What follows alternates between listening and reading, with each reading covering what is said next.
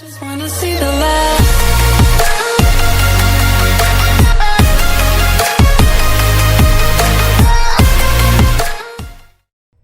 एक क्वेश्चन देखते हैं थर्मोडायनेमिक्स का। तो ये क्वेश्चन 2018 में नेट के एग्ज़ाम में पूछा गया था। तो क्वेश्चन इस तरीके से है कि एक आइडियल कैरनॉट इंजन है जो 100 जूल ऑफ एनर्जी सोर्स से एक्सट्रैक्ट कर रहा है और उसमें से कुछ यूज़ करके 40 जूल्स ऑफ एनर्जी डंप कर रहा है, और जो जहाँ पर डंप कर रहा है उसे हम हीट सिंक बोलते हैं, और हीट सिंक का टेम्परेचर जो मेंटेन किया है वो 300 केल्विन्स पे। तो हमसे ये पूछा गया है कि जहाँ से वो हीट एब्जॉर्ब कर रहा है या फिर एक्सट्रैक्ट कर रहा है उसका टेम्परेचर क्या है।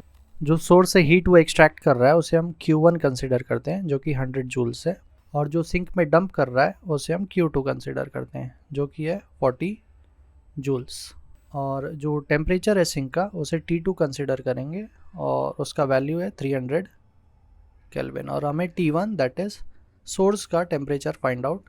तो इसके लिए हम लोग एफिशिएंसी का फार्मूला यूज़ करेंगे। तो एफिशिएंसी का फार्मूला क्या है? Efficiency is equals to work upon Q1।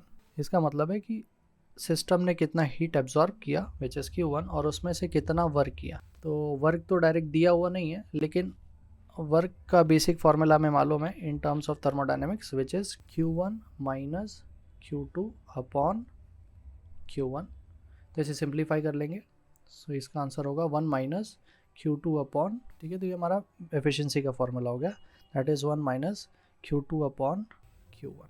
और एफिशिएंसी का एक और फार्मूला में मालूम है, efficiency which is 1 minus T2 upon T1। Basically ये बोल सकते हैं कि हीट और टेम्परेचर में एक डायरेक्ट रिलेशन है, जितना ज़्यादा टेम्परेचर डिफरेंस होगा उतना ज़्यादा एनर्जी फ्लो करेगा from higher point to lower point. तो डायरेक्ट रिलेशन यूज़ करके हम ये फार्मूला बना सकते। तो दोनों ही सेम एफिशिएंसी का फार्मूला है, तो इसे हम इस तरीके से लिख सकते हैं 1 minus Q2 upon Q1 is equals to 1 minus T2 upon T1।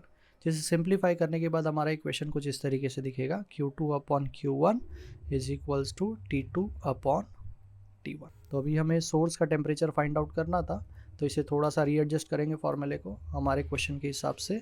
So T1 is equals to Q1 multiplied by T2 upon Q2। Q1 का जो वैल्यू है वो 100 जूल्स दिया हुआ है, और जो सिंक का टेम्परेचर है वो है 300 केल्विन्स, और जो हम सिंक में डंप कर रहे हैं 40 जूल्स। तो इसे सॉल्व करने के बाद जो हमें आंसर मिलेगा वो है 750 केल्विन्स। तो जो सोर्स का टेम्परेचर है वो 750 केल्विन्स है।